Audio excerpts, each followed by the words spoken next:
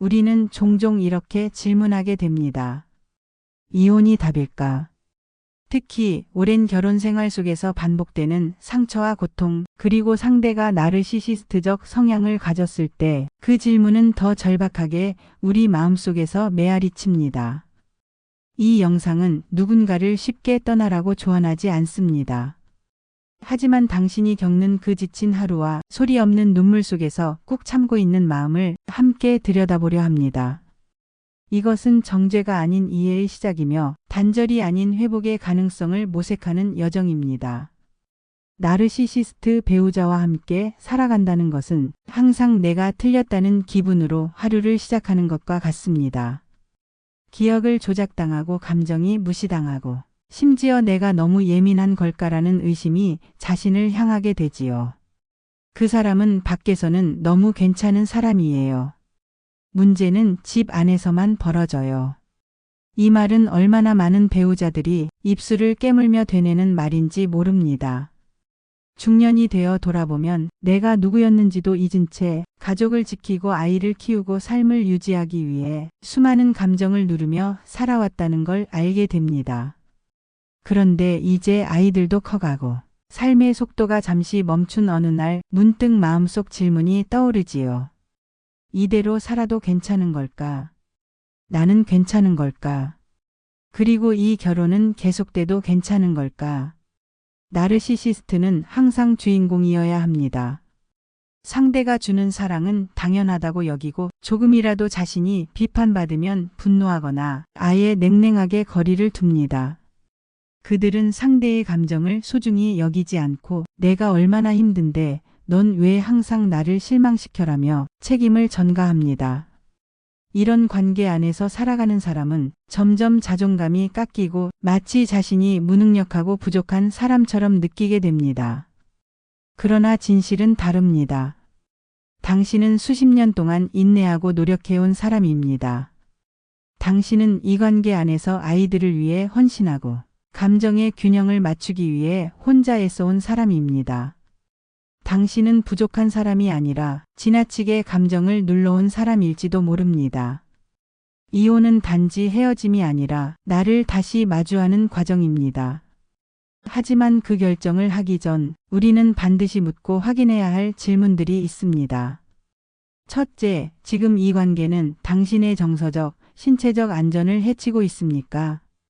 상대의 언어적 폭력, 무시, 조롱이 반복되고 있다면 그것은 단순한 성격 차이가 아닙니다. 상대는 바뀌지 않는데 내가 감당만 한다면 그건 건강한 관계가 아닙니다. 둘째, 나는 이 관계 안에서 나답게 살고 있습니까?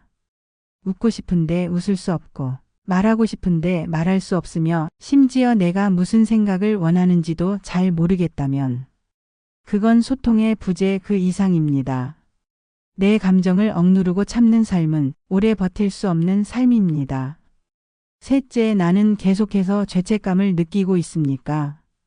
나르시시스트와의 관계에서 가장 흔한 심리는 내 탓입니다.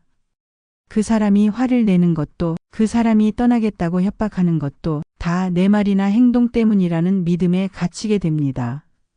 하지만 그것은 조작된 감정일 수 있습니다. 이혼을 결심하기 전에 가장 먼저 회복해야 할 것은 바로 나 자신입니다. 나는 어떤 삶을 원하고 있었는지, 나는 어떤 감정이 사라졌는지, 나는 어떤 사람으로 살고 싶은지를 차분히 들여다보아야 합니다. 그리고 절대 혼자 하지 마세요. 심리상담, 회복 모임, 믿을 수 있는 사람과의 대화는 당신의 판단을 흐리지 않게 도와줄 것입니다.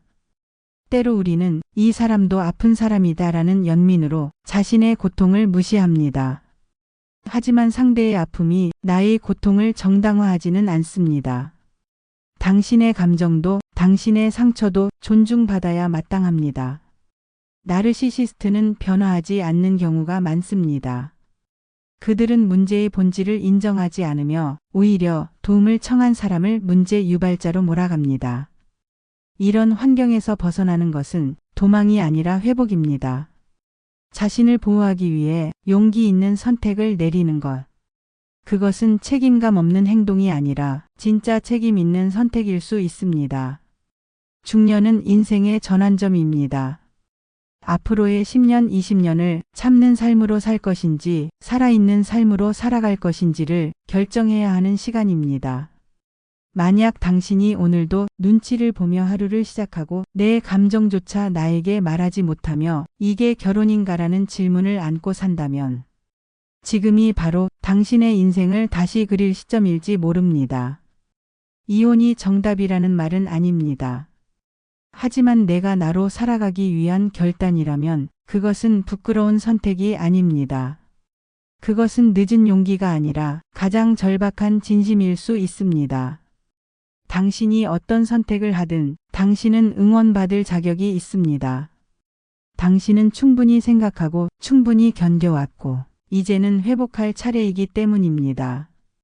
이제 다시 나를 향해 질문해 보세요. 나는 어떤 삶을 원하는가? 나는 어떤 관계를 만들고 싶은가? 그리고 나는 어떤 존재로 기억되고 싶은가? 나르시시스트의 그늘에서 벗어나 당신 자신의 빛을 되찾는 여정이 지금부터 시작되기를 진심으로 바랍니다. 그 여정에 우리가 함께할 수 있기를 바랍니다. 다음 영상에서 또 만나요. 감사합니다.